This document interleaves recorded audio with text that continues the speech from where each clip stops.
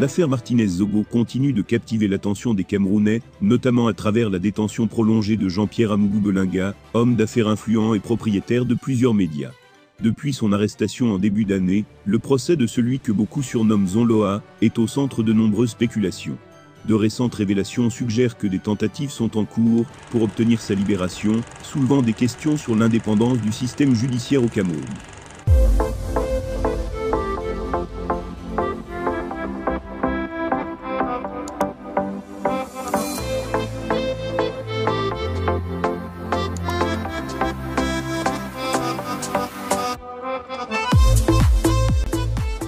Martinez-Zogo, ancien directeur de la radio Astérisque Amplitude FM Astérisque, a été retrouvé mort dans des circonstances troubles en janvier 2024.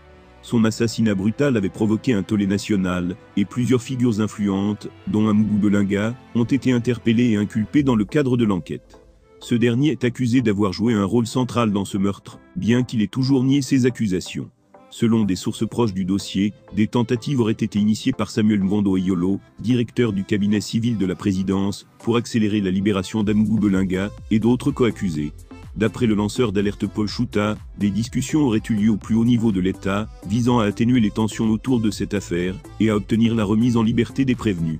Des rumeurs circulent même selon lesquelles la famille et les proches d'Amougou Belinga auraient déjà préparé son retour. Cependant, ces informations demeurent non confirmées officiellement, et sont perçues par certains comme une tentative d'influence sur la justice camerounaise.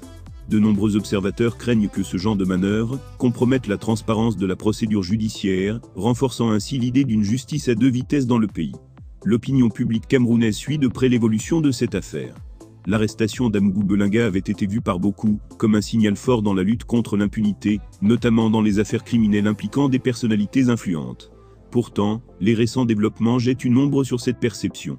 Beaucoup de Camerounais expriment leur inquiétude quant à la possibilité d'une libération anticipée des prévenus, soulignant que cela pourrait renforcer un climat d'insécurité et d'intimidation.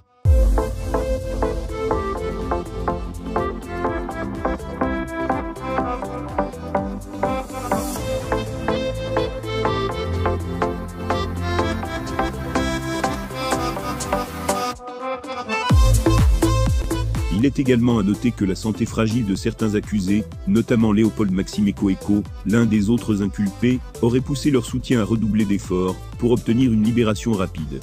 Le procès en cours, dont la prochaine audience est prévue pour la fin du mois, est crucial pour l'image de la justice camerounaise. Si d'un côté, les familles des victimes et les défenseurs de la transparence espèrent que la justice fera son travail de manière indépendante, d'autres craignent que l'implication de figures influentes du pouvoir ne vienne corrompre ce processus. La pression est donc immense, tant sur les magistrats que sur les autorités judiciaires, pour assurer que cette affaire soit traitée avec impartialité, conformément aux lois et à la Constitution camerounaise.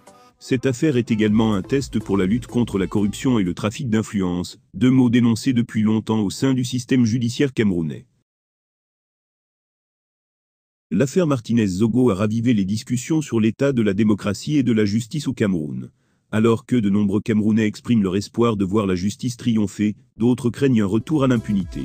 Les citoyens et les organisations de la société civile appellent donc à une vigilance accrue et à un suivi rigoureux de ce procès, afin que l'équité et la vérité prévalent.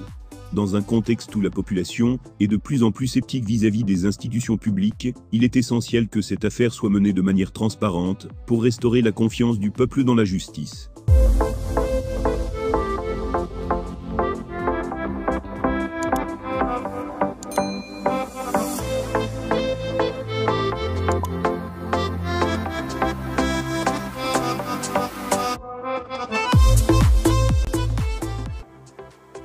L'affaire Amougou Belinga et l'assassinat de Martinez-Zogo resteront sans doute longtemps dans les mémoires. Alors que le pays s'approche des élections de 2025, la manière dont cette affaire sera résolue pourrait avoir un impact significatif sur la perception des autorités et sur l'avenir de l'état de droit au Cameroun. Il est primordial que la justice suive son cours sans ingérence, afin de garantir que les droits des victimes et des accusés soient respectés. Pour les Camerounais, cette affaire symbolise bien plus qu'un simple procès, elle représente un moment décisif pour la démocratie et l'intégrité du système judiciaire du pays. Chers auditeurs, la question de l'indépendance de la justice est au cœur des préoccupations nationales. Selon vous, quelles sont les réformes nécessaires pour garantir une véritable séparation des pouvoirs au Cameroun? Comment pouvons-nous, en tant que citoyens, participer à cette évolution?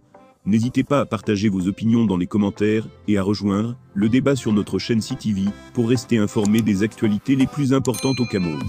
N'oubliez pas de vous abonner et d'activer la cloche de notification pour ne manquer aucune de nos prochaines